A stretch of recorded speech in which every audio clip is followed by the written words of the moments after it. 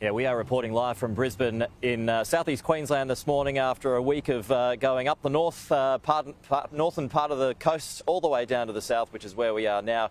And we've had a late twist in the contest in the form of this polling that's emerged from Newspoll this morning that shows that Steven Miles has closed the gap on David Crisafulli, and the Premier Steven Miles joins us now. Premier, good morning to you. Thank you for your time.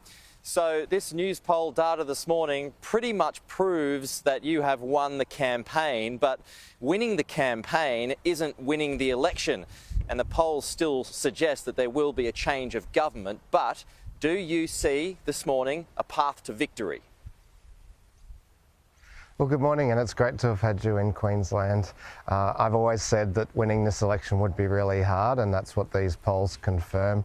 But what we've also seen is quite a trend here as people have started to see David Crisafulli and see what he stands for and see how evasive he is on the really important issues. They've started to have doubts, and I think that goes to the risk in this election.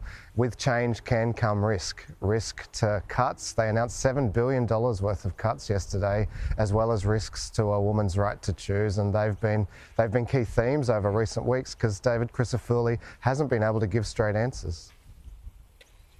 Right, $7 billion worth of cuts though, doesn't that show how you fattened the bureaucracy and that trims could have been made? Well, they're cuts to fund the election promises that they've made over recent weeks. So Queensland public servants, Queensland health workers will pay with their jobs for the LNP's unfunded promises, $7 billion worth. That's thousands of people who would lose their jobs. Okay, just back to this polling. Premier, do you wish you made the change sooner? That they made this selection to move from Anastasia Palaszczuk to you more than 10 months ago? Would that have given you more time?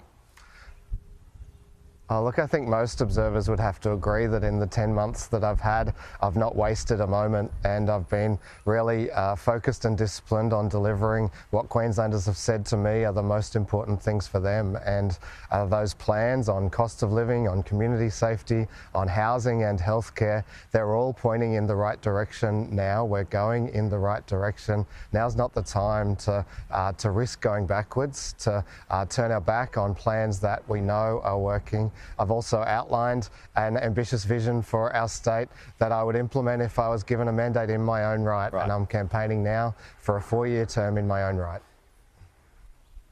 Right, but do you wish this call was made sooner to give you more time? You quite possibly could have won had you moved sooner.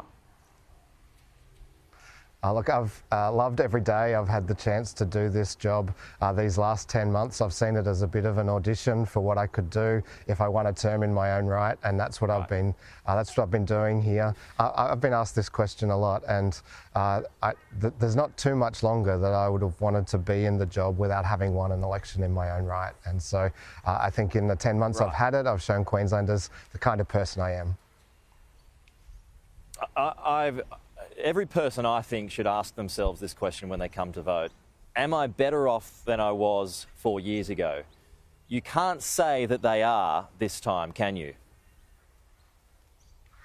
Well, on all of those important issues, Queensland is better off than they were 10 months ago.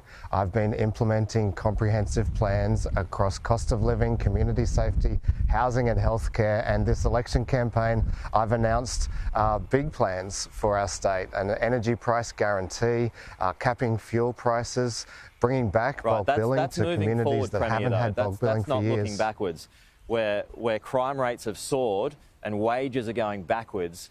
So how is that progress? Well, elections are about the future, and these last 10 months I've demonstrated what kind of future I would deliver for Queenslanders. That's what I've been focused on. And you've also got to ask yourself every election, what's the risk of change?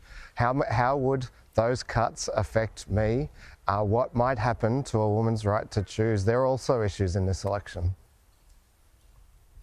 Right, I know that you have presented yourself or tried to present yourself as a fresh Premier with a new outlook, but aren't you just a member of the same government that's essentially going for a 4th term, just with a new leader?